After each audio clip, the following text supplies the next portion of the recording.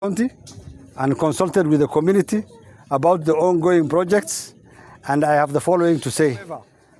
They are not comfortable with how Kenha and the contractors are managing the project.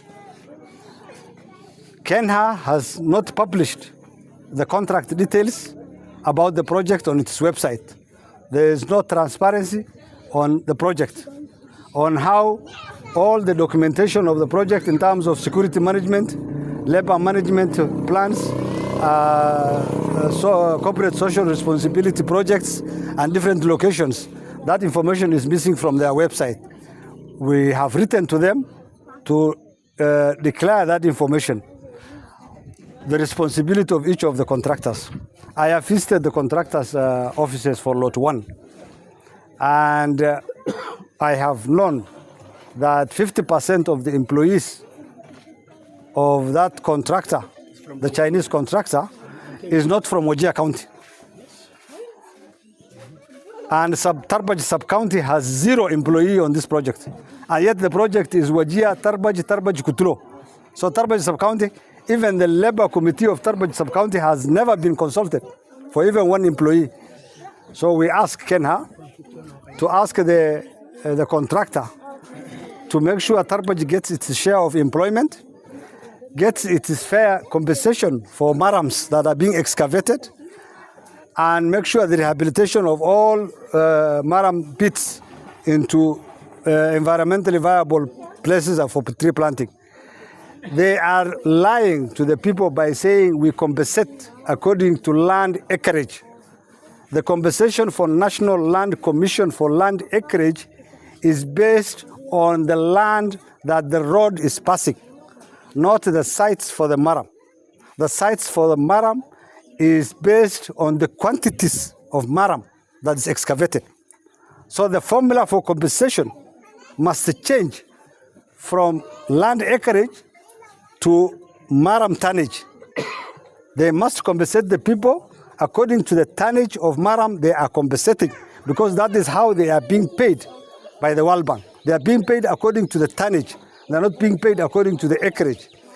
If they want to compensate the plots of people when they are demolishing the land or where the settlements where the road is passing, compensate according to the land commission. If you are compensating according to the works, compensate according to Ministry of Works BQ quantities and valuation. That must come very clear to Kenha, and must come very clear to the main contractor, and must come very clear to the consulting contractor, the local and the international. It is very unfortunate that there is a combination of a contractor who is a Chinese, an international contractor who is a Korean, and a non-Somali speaking local contractor who have colluded to deny the communities their rightful benefits by employing non-locals, by diverting the CSR projects, by changing the formula for compensation for community environmental resources. So we ask them to be transparent, and we are giving them 30 days notice for Kenha and the contractor to engage the people of Tarbaj sub-county and be transparent on their rightful rights. In the failure to do so, by the 20th of January, the community has resolved to get their advocacy and their lawyers to write to the World Bank about the corruption that is being engaged in this project.